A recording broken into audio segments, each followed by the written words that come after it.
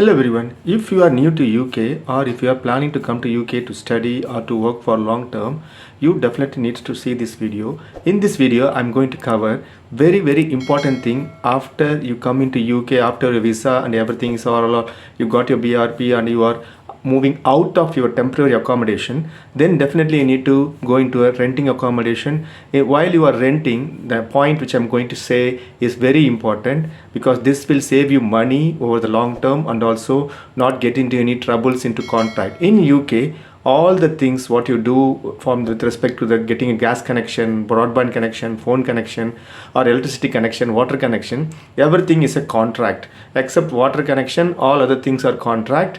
So please subscribe and encourage my channel. A lot of your subscription, encouragement, thumbs up, comments are giving me a lot of encouragement to put new videos. So if you are entering into the utility company, the utility companies are nothing but gas, electricity, water, broadband and mobile. So these utility companies will have a contract based on the tariff. So you need to make sure you are aware of what are the pitfalls, what are the drawbacks you need to avoid, what are the things you need to avoid, what are the things you need to be very sure before you sign up to the contract.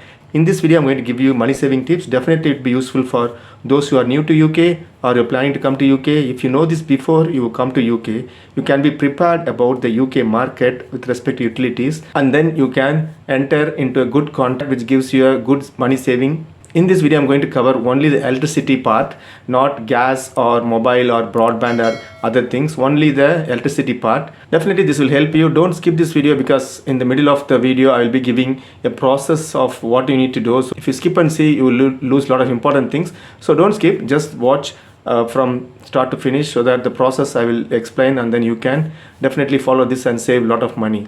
So electricity in UK is not run by the government. That's the main thing. Electricity is not run by government. In majority of the Asian countries, there are electricity which are run by government or partly owned by government and partly owned by private. But in UK, electricity is run by the private only, and it is governed in the sense there is a government organization which oversees how this electricity company runs. Government will not have control on pricing of this electricity. So the unit price differs from area to area. That's another thing. If you are living in London, and then if you are living in Wales, if you are living in Scotland or in your Northern Ireland, the rate differs, and even between county to county, that is like Buckinghamshire, like Essex, Sussex, Yorkshire, or down south in Cornwall, the electricity unit prices will differ. So that's the main things. You don't expect the same unit rate for the electricity all over the UK. It's not going to happen, because each area has its own separate unit price. That's one thing. That's an important point you need to note. On top of the unit price, you have to pay standing charge. Standing charge is nothing but the company charges you to bring the electricity to your home. That's the main thing. So you might not have heard this before, or in some Western countries they have this standing charge concept, which is even if you don't use the electricity, you have to pay standing charge on a daily basis. Yes, you have to pay standing charge on a daily basis. Even if you, for example, you've gone on vacation for 20 days and then you come back for the whole 20 days, on every day you have to pay the standing charge. That's the main thing. So this standing charge always applies, and then on top of it is the unit price, that is a usage. How much you use is the unit charge, but standing charge is irrespective of anything. If you use or not, you have to pay the standing charge. So that's another important thing you need to know.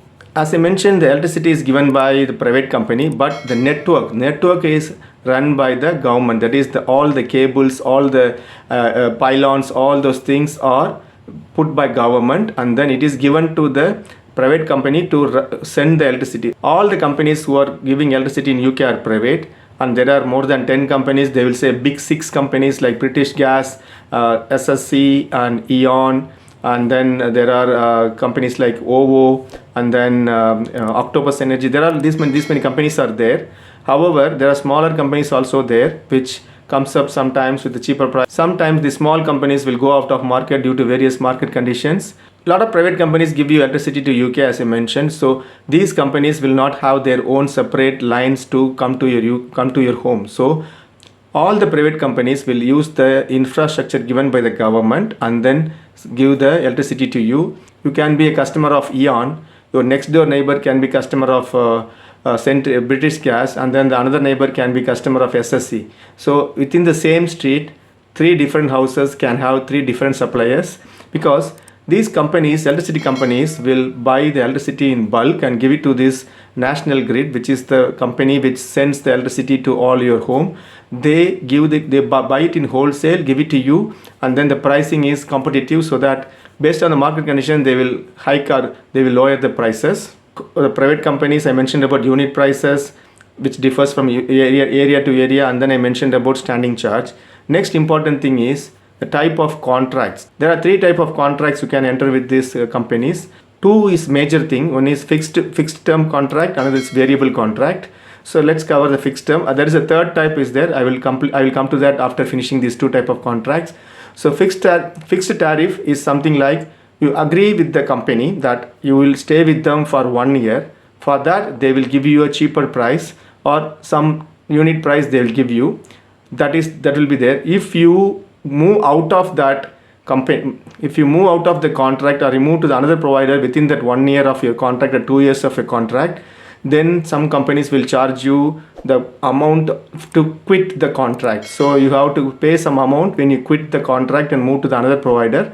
That is there in the fixed tariff, and the competition will be there between the companies. Some companies will say that if you fix for 2 years, even though the prices increase or decrease, they will still give you the same price of unit and standing charge. That's the main thing. So people go to fixed tariff or fixed contract tariff when they find that, okay, I find this next winter will be very cold, so the energy prices will increase, so the unit prices will increase. So in that case I'm going to fix it for 2 years.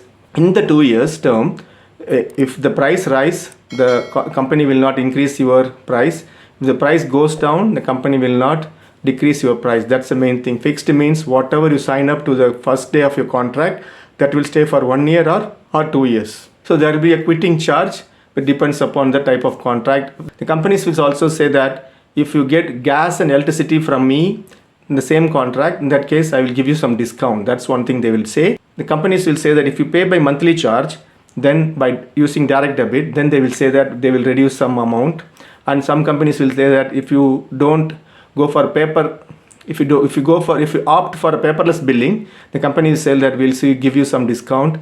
So the unit prices differs from contract to contract types, and also company to company, area to area. Standing charge also differs. Next thing is, as I mentioned, second type is variable type contract.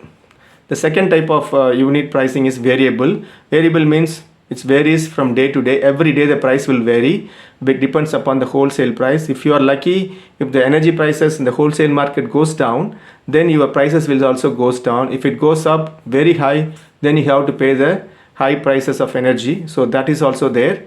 The third thing is for mainly on the renting market. Some owners will install prepaid electric meters. That means they will give you a small USB stick kind of thing. You have to go to the nearest shop where you find a pay point symbol, where you can recharge in the sense you pay £100, the £100 will come to that particular USB kind of a SIM kind of a device.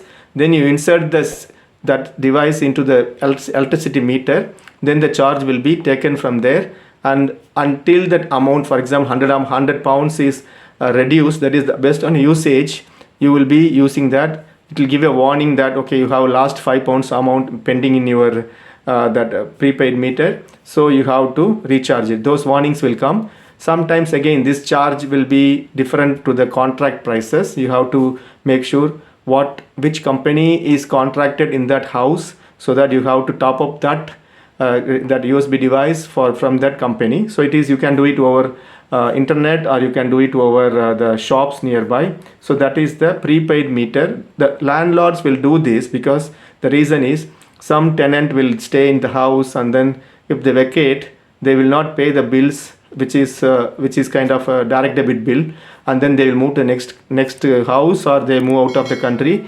The whole bill, whatever the pending bill, come to the landlord. To avoid that, based on the experience, they will say that I will install prepaid meter, whatever you use, you pay it, and then you use it. Like that, the prepaid electricity meter is also there. In UK, after pandemic and then the Ukraine Russia war, there are a lot of hike in the energy prices, and then government jumped in, and then they said we will set up a price cap that is there for the past 3 years. Price cap is nothing but the government will say that even though the market prices goes up, they will say that company should not rise be above this unit price. So that is price cap. So this price cap is revised every 3 months. Some companies, some electricity providers say that I will always give 5% less than the price cap, or someone will say that always I will be 10% less than the price cap. Price cap is nothing but the companies cannot raise the prices of the unit price of the electricity above that price set by the government. So it is there. There will be some predictions in the internet saying that it will come down, it will go up. So based on that, you can either go for the fixed tariff, or if you don't find that is very interesting, then you can go for variable tariff. Sometimes variable tariff is cheaper. For example, Octopus electricity company, which gives a variable tariffs, which is much cheaper sometimes, but it's based on the market conditions. You can't predict that. This is the main process in the UK utility, mainly electricity, how you get this contract, how to sign up this contract. As I mentioned, some fixed tariff will have amount to quit the contract, so you need to make sure you are aware of that before you signing up the contract. When you are into a renting market, if you are getting into a new house, you need to make sure on the day of getting the keys, you need to note down the unit which is in the meter, electricity meter, which will be inside your house or outside your house, and then take a photo of that and then send it to the landlord. This is the unit, this is the meter reading in my meter, and you submit the same to the electricity provider. If you know that, definitely the landlord should tell you that the current provider is British Gas, Eon, or SSE, or the previous tenant has properly closed his account and then he has left, and then you are the new tenant in that house. Then you will get a letter from the company which is already kind of supplying the electricity, saying that welcome, and then please provide your meter reading when you enter the house. So that will be a starting meter reading. You can pay by direct debit, or which is cheaper. If you pay by direct debit, which is cheaper, or you can ask them to send a letter every month or every quarter. They will send a letter, and then you have to pay in the post office, or through bank transfer you can pay that amount. So cheaper is paying by direct debit. That's a main thing. A lot of companies try to do that because they get money in advance. Sometimes your account, electricity account, for example, they set a every month they will set up tariff. Okay, so based on the 4 people, 2 kids and 2 adults with the 2-bedroom house, we think this house will have usage of £25 per month, example I'm saying. Then they will charge £25 every month. Okay, whether you are using or not, they will charge.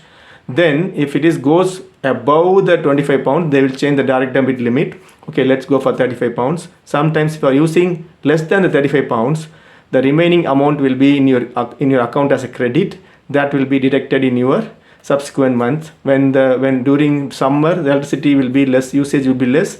During the winter you have a lot of heaters and lights all switched on. So during the winter the electricity usage will increase. Then the price what you have it, the credit will be used.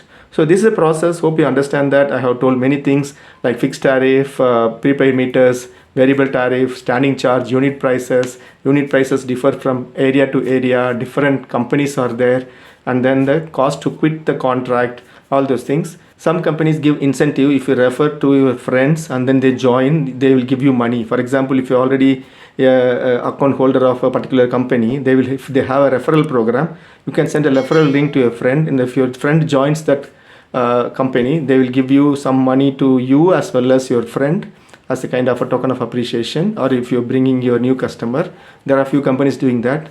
Hope all these tips helps you. If you're new to UK or planning to come to UK, you consider these tips. Definitely will help you. These are based on my experience. We'll see the next video in another useful tip if you are coming to UK or if you are new to UK. We'll see the next video. Until then, take care. Bye.